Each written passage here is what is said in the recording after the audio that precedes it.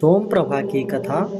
शीशपा वृक्ष से विक्रम ने पहले की भांति ही बेताल को नीचे उतारा और उसे कंधे पर लाद कर चुपचाप आगे बढ़ चला। राजा विक्रम के कुछ आगे चलने पर बेताल ने फिर अपना मौन भंग किया। वह बोला, राजन, तुम एक कष्टकर कार्य में लगे हुए हो, जिससे तुम मुझे अत्यंत प्रिय हो गए हो। अतः रास्ते में तुम्हारे श्रम को भुलाने के लिए तुम्हें मैं एक कहानी सुनाता हूँ। तो हे दोस्तों, आज फिर मैं एक नई इंटरेस्टिंग स्टोरी आप सभी के सामने लेकर के आया हूँ।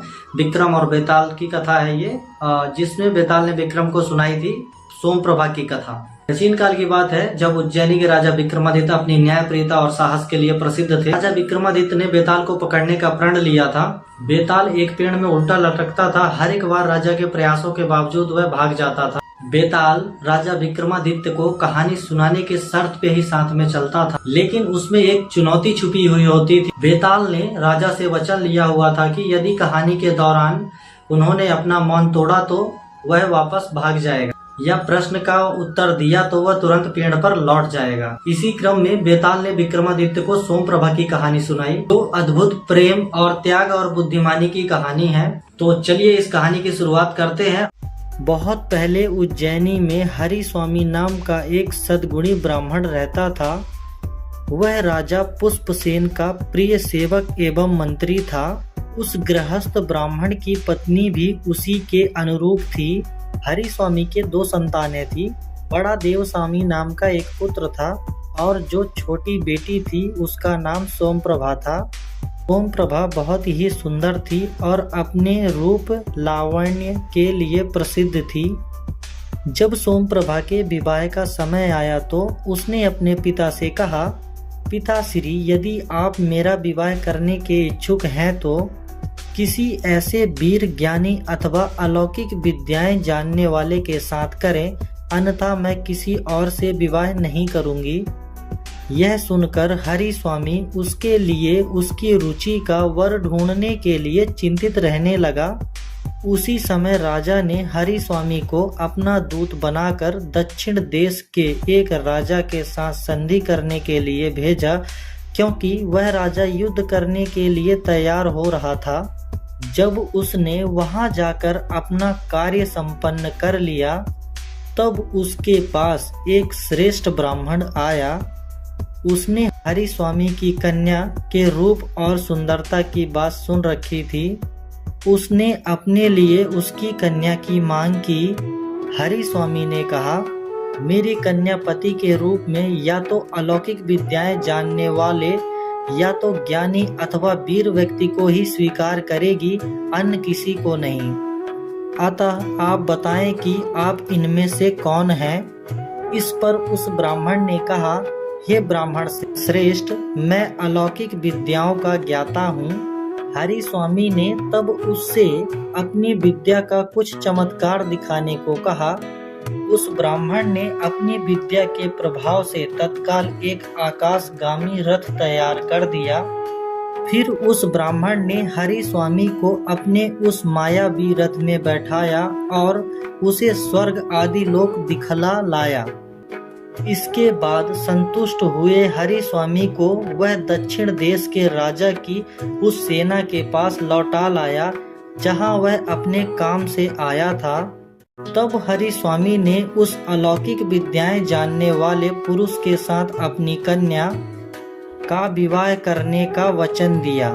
श्रेष्ठ, मैं एवं 7वें दिन विवाह की तिथि निश्चित कर दी।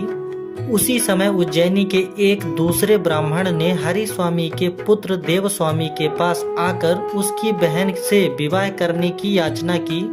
देवस्वामी ने जब उसे अपनी बहन की शर्तें बताई तो वह ब्राह्मण अपनी विद्या का कौशल दिखाने को तैयार हो गया और उसने अपने अस्त्र शस्त्रों के कौशल का प्रदर्शन किया।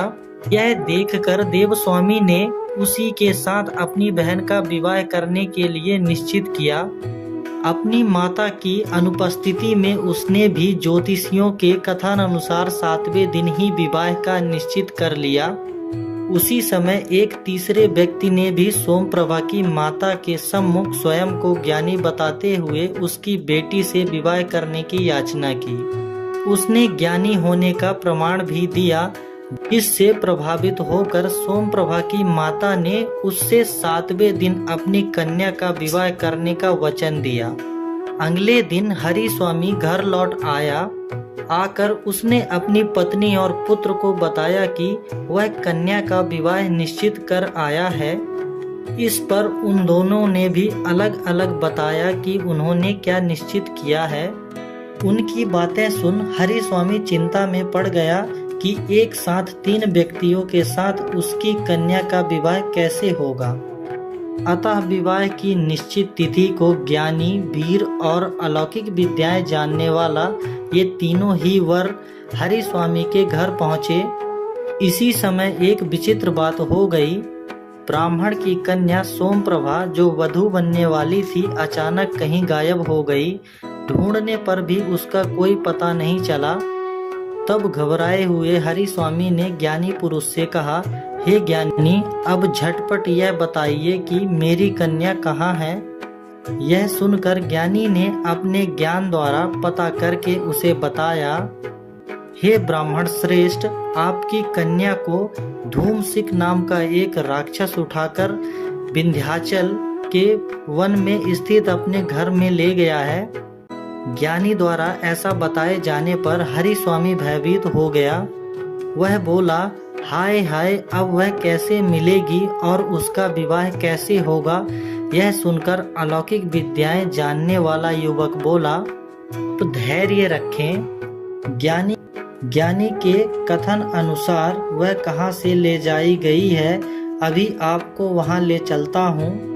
यह कहकर क्षण भर में ही उसने सभी अस्त्रों से सजा एक आकाशगामी यान बनाया और उस पर हरि स्वामी, ज्ञानी तथा वीर को चढ़ाकर उन्हें विंध्याचल के उस वन में ले गया जहाँ ज्ञानी ने राक्षस का भवन बताया था। यह वृत्तांत जानकर राक्षस क्रोधित हो गया और वह गर्जना करता हुआ बाहर निकल आया। यह कहकर तब हरि स्वामी के कहने पर वह वीर पुरुष आगे बढ़कर उस राक्षस से लड़ने लगा।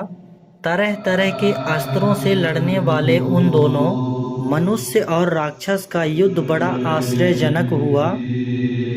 अपनी भार्या के लिए जिस तरह राम रावण से लड़े थे, वैसे ही वो दोनों भी लड़ने लगे।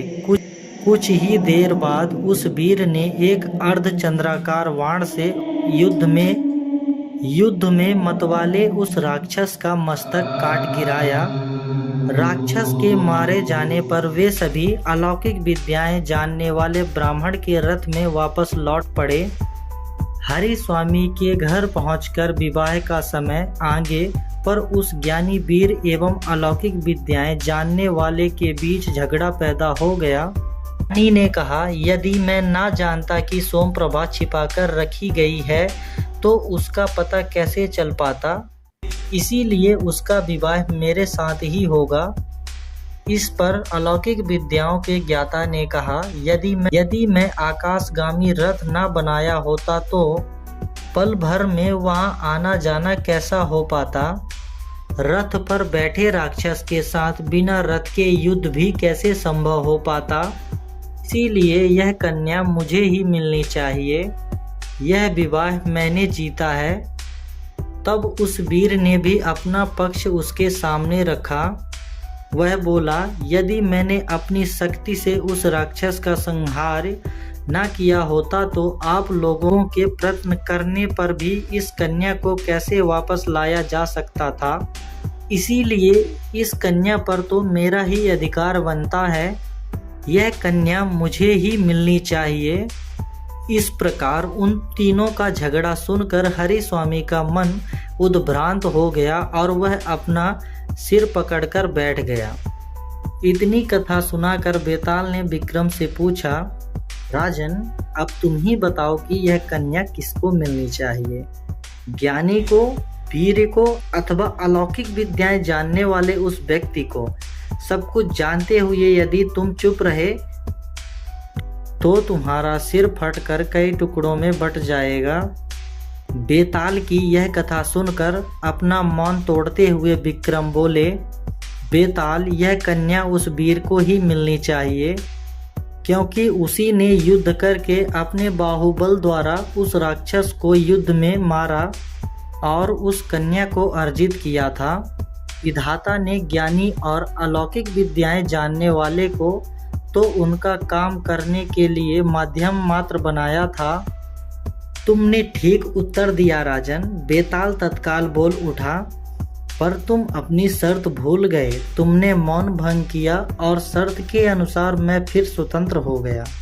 यह कहकर बेताल राजा के कंधे से उतरकर वापस शीशपा वृक्ष की ओर उड़ गया।